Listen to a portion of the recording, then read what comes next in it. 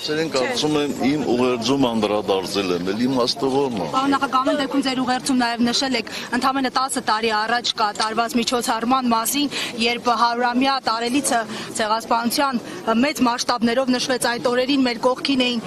բազմաթիվ երկրների ղեկավարներ, բարձրաստիճան պաշտոնյաներ, իսկ այսօր ղեկավարներ, բարձրաստիճան պաշտոնյաներ, իսկ այսօր փաստացի, այսպես դեվոլյուցիա ունայն հաջողանալու փորձ է, թե այլ բան կա։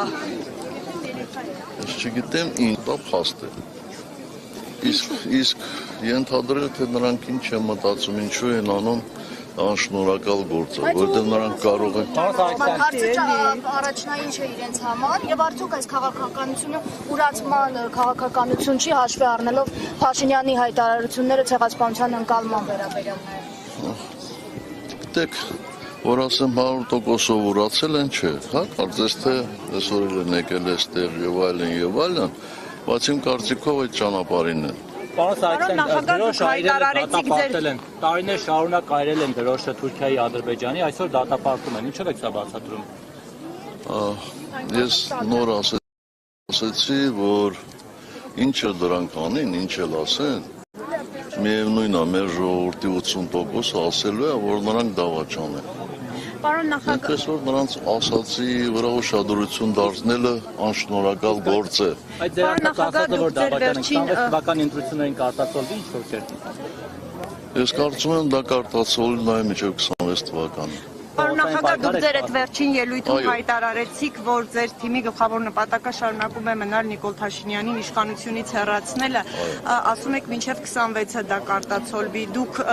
ինչ որ հստակ ծրագիր ունի հանրապետական կուսակցությունը այդ իշխանափոխության ուղղությամբ ինչ եք ծրագրել, կարող եք։ Մենք առանց ծրագրի չենք գործում, այո, ունենք ծրագիր, բայց չեմ կարծում, որ այդ ծրագիրը հիմա իմաստ ունի հրապարակայնացնել։ Պարոն նախագահ, ինչով եք պայմանավորում, որ ինչ-որ հատված փորձում է Նիկոլ Փաշինյանին բերելը կապել ձեր եւ հանրապետականի հետ եւ դա անում է Ռոբերտ Քոչարյանի ու իր թիմը։ Գիտեք, ես շատ երկար եմ ծառայել Հայաստանի Հանրապետությանը, 25 տարուց ավելի։ Եվ միգուցե դրանով է նաև պայմանավորված, որ ես այս երկրի ամենազրպարտված պաշտոնյաներից, գործիչներից մեկն եմ։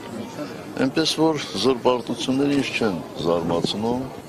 եւ ոչ էլ զայրացնում են։ Իսկ Ռոբերտ Քոչարյանի հետ այս պայն ինչ հարաբերություններ ունեք, ինչու է համակիրների մակարդակով այս փոխհրաձգությունը առնվազն խոսքի եւ ի վերջո էշին համբուրողը ով է եղել։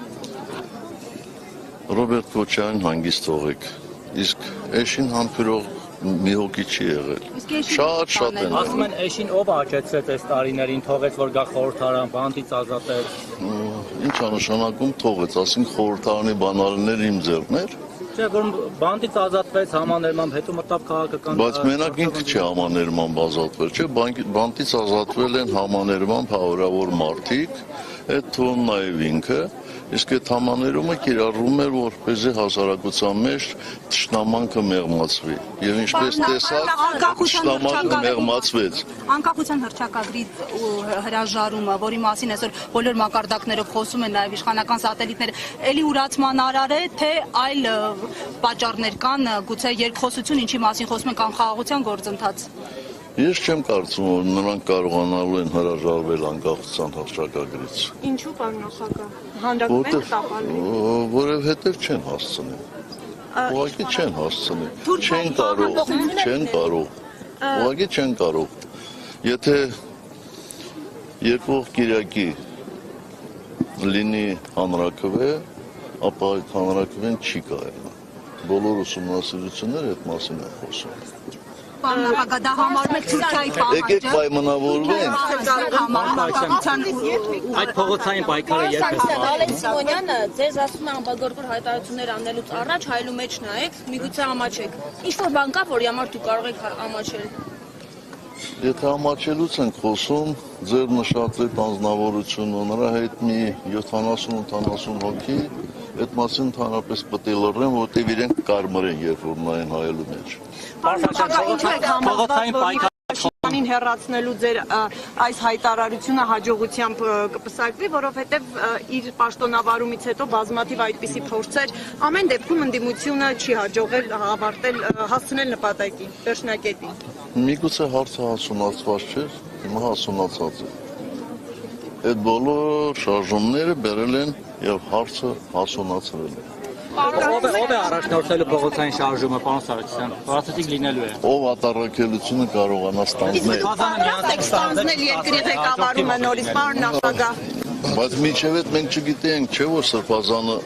այդպիսի առաջնորդություն կստանձնել, բայց ստանձնել։ Իսկ հիմա գիտենք, Պարոն նախագահ, իսկ դուք պատրաստ եք նորից առաջնորդել երկիրը։ Ոչ։